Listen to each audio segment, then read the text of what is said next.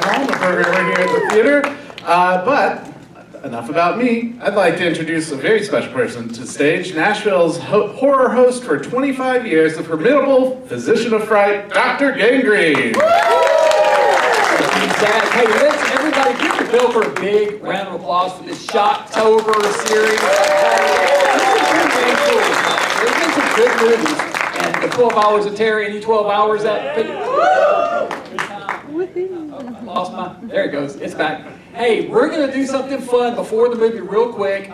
We have got this awesome prize, this trick or treat. Look at this. It says Deluxe 1/6 scale Sam figurine. This thing is sweet. Who is this from? This is from Trick or Treat Studios. This is part of this new initiative they're doing called the Trick or Treat Movie Club, where they just want to sort of get back to the theaters that are showing films in the theaters. And so they're sending out a bunch of free stuff to give away for fun contests like this. So take some pictures while you're here, tag Trick or Treat Studios, tag Belcourt Midnights or Belcourt Theater, and just let them know how cool this is. This is a $200 figure, I think, something like that. Very, very special, very cool. We're going to give it away to somebody out in that audience. We need 5 people who want to decorate a pumpkin. There's 1, 2, 3, 4, and 5. Right there. Come on. Just stay. Sorry. Yeah. There we go.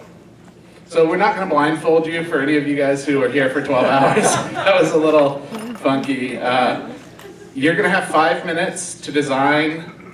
There are some colors here. I would stick to the Sharpies for the most part, but there are some colors they might wipe off.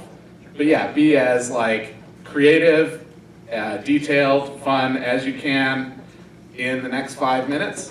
And you guys, the audience, are going to decide who gets to take this wonderful figure home. So. Yeah. In the meantime, you're going to play some music up there, right? Yeah. I got a thumbs up for that. Okay. Let's do it. Have at it, guys.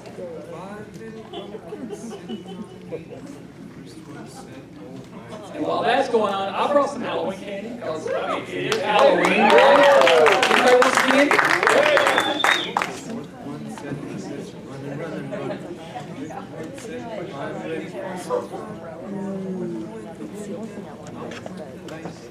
Yeah. And a Caesar side girl dinner. Don't fall for it. We did consider giving people knives to do this and blindfolding them, but I told our projectionist that Maria that was not safe. Yeah. We got some good looking stuff coming through here. So you want to kick us off here? All right. So get ready to cheer very loudly for the one you think deserves this $200 piece of art. 1, right here. 2, Batman.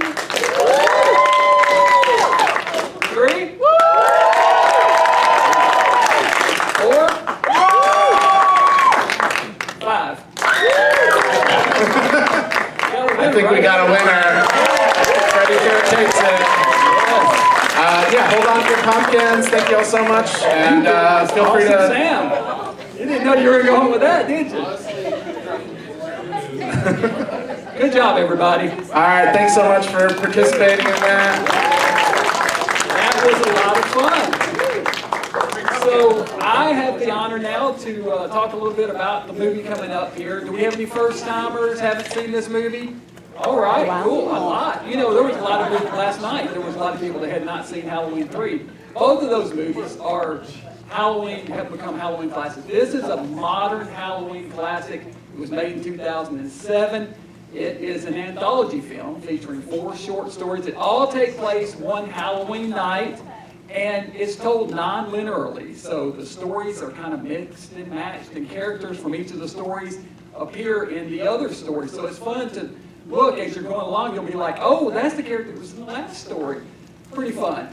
This was written and directed by Michael Dougherty, who has an animation background. And this film actually, well, let me back up for a second. The stories are also all tied together with a little character called Sam. He's a little boy in orange pajamas with a burlap sack head. He is actually the personification of Halloween, who punishes people who don't follow the rules of Halloween. And he got his start in an animated short that Michael Dougherty wrote and directed called Season's Greetings. You can see that on YouTube. After this is done, when you get home, look it up. It's a lot of fun.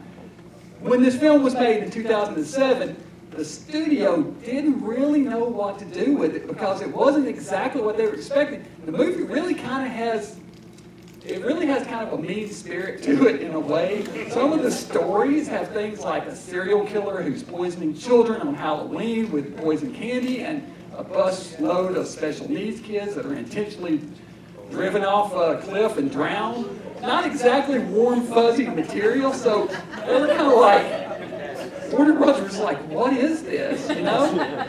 So they shelved it, and they allowed Michael Dougherty to take it to conventions and start playing it. The film started generating word of mouth. People loved it, and it started building this. Word of mouth started. I remember hearing about it thinking, man, I want to see this thing. An anthology film, I love anthology films, about Halloween, of course, Halloween fanatic, right up my alley. Eventually, in 2009, they released it on home video. It found its market and became an instant success.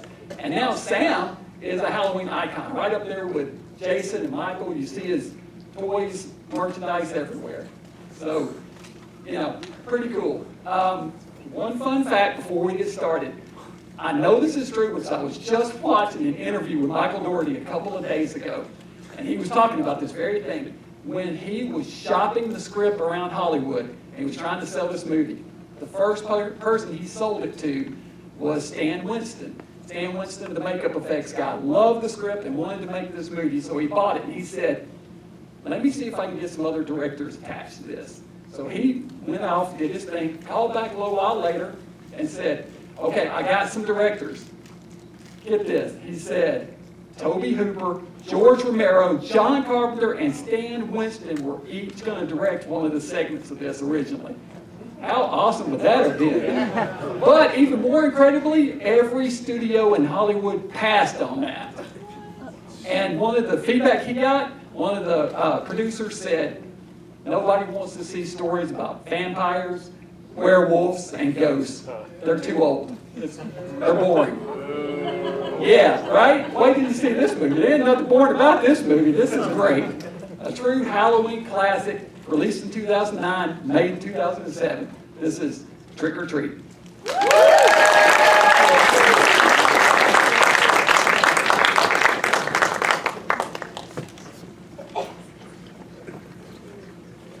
think I got that backwards. That's like released in 2007.